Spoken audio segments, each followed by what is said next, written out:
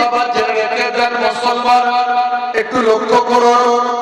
আপনারা জানেন এই ওয়াসিম সরকারের মতো মানুষ কোরআনকে মিথ্যা প্রমাণ করার চেষ্টা করেছেন, কোরআনকে ভুল প্রমাণ করার চেষ্টা করেছেন, কোরআন মাজিদ সম্পর্কে বাজে বাজে কথা বলার চেষ্টা করেছেন, কোরআনের ঘরে চুরি করার চেষ্টা করেছেন।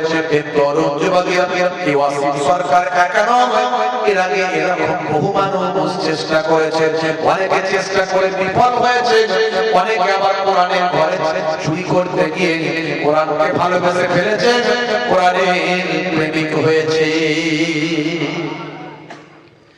বন্ধুরা আমার, তরুণ যুবকেরা আমার, হে আমার মুরব্বিয়ারা,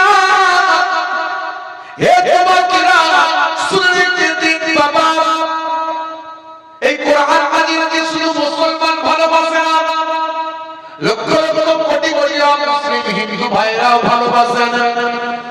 আমি একজন মুসলমান হয়ে আমি কি তাকে ভালোবাসি? এতে আমার ঈমান চলে যাবে না, এতে আমার কোন ধর্ম চলে যাবে না। আমি একজন মুসলমান হয়ে আমি আমার পেটকে ভালোবাসি, ভাই ভাইকে ভালোবাসি, ত্রিপিটককে ভালোবাসি, ভাইরা আমার আমি ভালোবাসি, ভাই আমার শ্রী রামকৃষ্ণ পরমহংসদেবকে ভালোবাসি, আমি স্বামী বিবেকানন্দজিকে ভালোবাসি, আমি নেতাজিকে ভালোবাসি, আমি রাজা রামমোহন রায়কে ভালোবাসি, আমি মাদার টেরেসাকে ভালোবাসি, আমি যারা সত্যিকারের সম্মানীয় ব্যক্তি তাদের ভালোবাসি। হে তরুণ যুবকেরা, এতে আমার ইসলাম কখনো নিষেধ করেনি, এতে আমার ধর্ম চলে যাবে না, এতে আমার কিছু শেষ হয়ে যাবে না। হে যুবকেরা, ইসলাম বলেনি তুমি অন্যের ধর্মকে ছোট করো, এটা ইসলাম বলেনি। ওয়াসিম সরকার যেটা বলেছে সে মিথ্যা বলেছে, তার জ্ঞান নাই, সে মূর্খতার পরিচয় দিয়েছে।